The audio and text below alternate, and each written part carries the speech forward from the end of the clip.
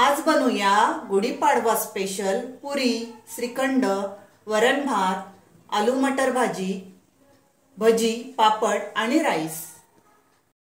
नमस्कार, मी पूनम। तुम्हा सगळ्यांचं पूनम रेसिपी मध्ये स्वागत आहे। आज आपण गुढीपाडवा स्पेशल थाली बनवणार आहोत। त्यामध्ये आपण आलू मटर आणि इथे आपण पुरी बनवणार आहोत। त्यासाठी गव्हाचं पीठ आपण मळून घेतलेलं आहे पुरीसाठी। आणि आपण फोडणीसाठी इथे आपण कांदा मिक्सरला ग्रेव्ही करून घेतलेला आहे, बारीक पेस्ट करून घेतलेली आहे। टोमॅटो त्याची पेस्ट करून घेतलेली आहे।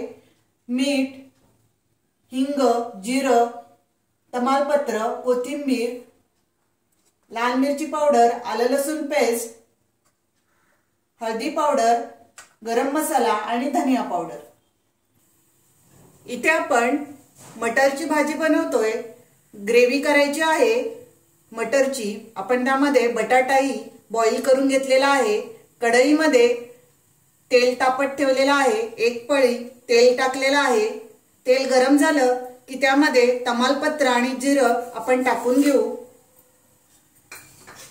जिरं थोडंसं तडतडून देऊ 2 मिनिटं।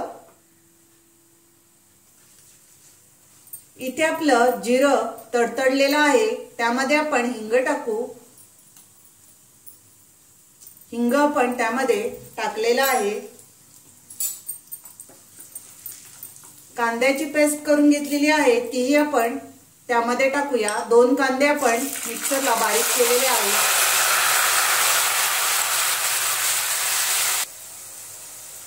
त्यामध्येच आपण 1 चमचा आलं लसूण पेस्ट कांद्यामध्ये आपण परतून घेऊ। 2 मिनिटं आपण हे सर्व परतून घेणार आहोत। इथे आपण टोमॅटोची प्युरी टाकून देऊ। 2 टोमॅटो मिक्सरला आपण बारीक करून घेतलेले आहेत।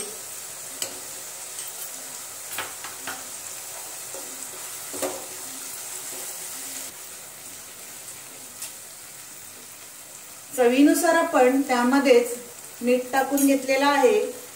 आणि इथे आपण हळदी पावडर अर्धा चमचा, धनिया पावडर 1 चमचा, लाल मिरची पावडर तुम्हाला किती तिखट हवंय तसं तुम्ही टाका।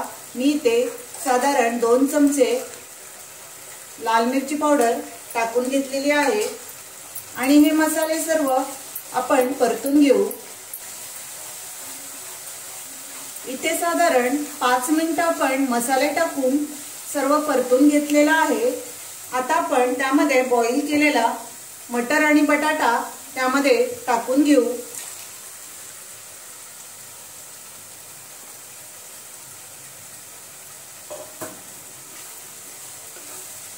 आणि सर्व मिक्स करून घेऊया आणि वर आपण झाकण देऊया। इथे आपण 2 मिनिटं चांगली वाफ काढून घेतलेली आहे। त्यामध्ये आपण अर्धा ग्लास पाणी टाकून घेऊ। इथे आपण ग्रेव्हीसाठी थोडंसं अर्धा ग्लास पाणी टाकलेलं आहे। इथे आपण वरून कोथिंबीर टाकूया। कोथिंबीर आपण स्वच्छ धुवून कापून घेतलेली आहे। त्यामध्येच वरून आपण गरम मसाला टाकून घेऊ। इथे आपण अर्धा चमचा गरम मसाला टाकून घेतलेला आहे। सर्व मिक्स करू आणि 5 मिनिटं आपण वाफ काढून घेऊया। इथे आपली 5 मिनिटं झालेली आहे। आपली मटरची भाजी तयार झालेली आहे। गॅस बंद करू आणि इथे आपण वरण बनवून घेऊया। इथे आपण मुगाच्या डाळीचं वरण बनवतोय। त्यासाठी आपण मुगाची डाळ शिजवून घेतलेली आहे। आपण आता फोडणी देऊया। तेल टाकलेलं आहे, त्यामध्ये आपण जिरं टाकूया। अर्धा चमचा इथे आपण जिरं टाकून घेऊ। अर्धा चमचा राई टाकून घेऊ।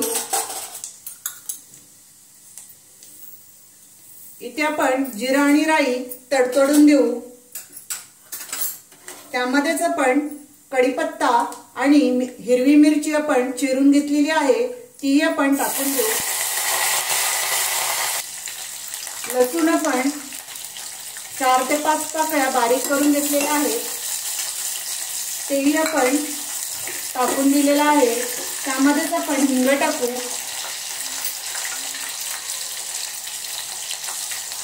हिंग आपण टाकून घेतलेला आहे। 2 मिनिटं सर्व परतून घेऊ। त्यामध्ये छोटा टोमॅटो चिरून घेतलेला आहे तोही आपण टाकून घेऊ आणि हे 2 मिनिटं आपण परतून घेऊया। इथे आपण टोमॅटो मऊ होऊन दिलेला आहे। 2 मिनिटं आपण परतलेला आहे।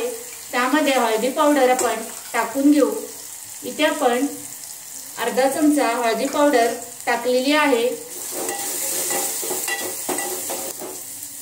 इथे आपण मुगाची डाळ शिजवलेली आहे ती आपण टाकून घेऊ।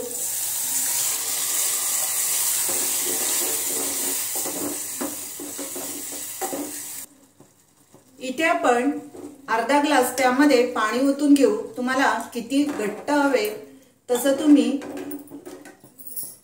पाणी टाका। जर पातळ हवी असेल तर तुम्ही अजून त्याच्यामध्ये पाणी टाकू शकता। वरून आपण चवीनुसार मीठ टाकून घेऊ।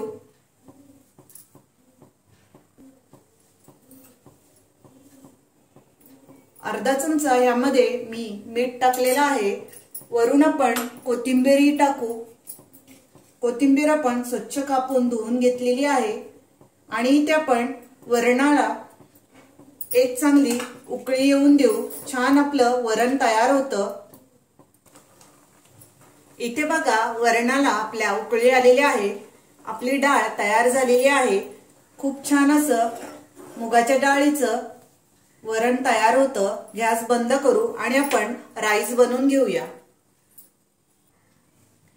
इथे आपण 1 वाटी तांदूळ घेऊन आपण राईस तयार केलेला आहे। कुकरला आपण 3 शिट्ट्या घेतल्यात। बघा आपला राईस मस्त छान असा मोकळा तयार झालेला आहे। आता आपण बटाटा भजी बनवून घेऊया। बटाटा भजीसाठी आपण बेसन पीठ घेतलेला आहे 1 वाटी। त्यामध्येच आपण तांदळाचं पीठ टाकून देऊ। पाव वाटी साधारण तांदळाचं पीठ टाकलेलं आहे। चिमूटभर आपण सोडा टाकायचा आहे। बेकिंग सोडा आपण थोडासा टाकायचा आहे। त्यामध्येच आपण चवीनुसार मीठ टाकूया। इथे आपण चवीनुसार मीठ टाकून घेतलेला आहे। हळदी पावडर थोडीशी आणि वरून कोथिंबीर टाकून घेऊ। इथे आपण थोडं थोडं पाणी टाकून भजीचं पीठ बघा तयार केलेलं आहे आणि बटाटीही आपण सोलून कापून घेतलेली आहेत। आता आपण भजी तळून घेऊया। तेल आपण गरम करून घेतलेलं आहे त्यामध्ये आपण भजी सोडून घेऊ। बटाटा भजी खायला खूप छान लागते। आपण तव्यात राहतील तेवढ्याच आपण भजी तळून घेणार आहोत। इथे आपण भजी पलटी मारून घेऊ। दोन्ही बाजूने आपण गोल्डन रंगावर भजी तळून घ्यायची आहे। बटाटा आपला चांगला शिजला पाहिजे त्यासाठी आपण मीडियम आचवरच आपण भजी तळायची आहे। इथे बघा आपली भजी तयार झालेली आहे। आता आपण काढून घेऊ। तेल आपण सर्व निथळून घ्यायचं आहे आणि भजी टिश्यू पेपरवर आपण काढून घेऊ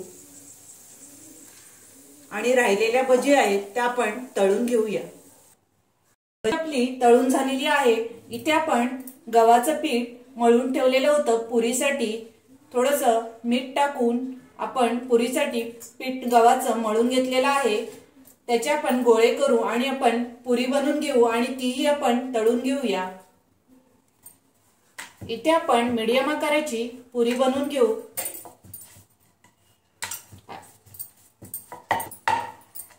इथे आपली पुरी बघा तयार झालेली आहे। अशाच प्रकारे आपण पुऱ्या सर्व लाटून घेऊ।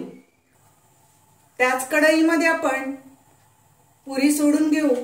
आपण भजी तळलेली आहे, आता आपण पुरी तळून घेऊ।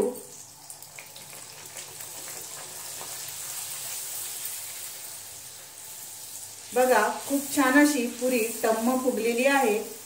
दोन्ही बाजूने आपण गोल्डन रंगावर पुरी तळून घ्यायची आहे। पुरी आपण काढून घेऊ आणि त्यामध्येच आपण पापड तळून घेऊया।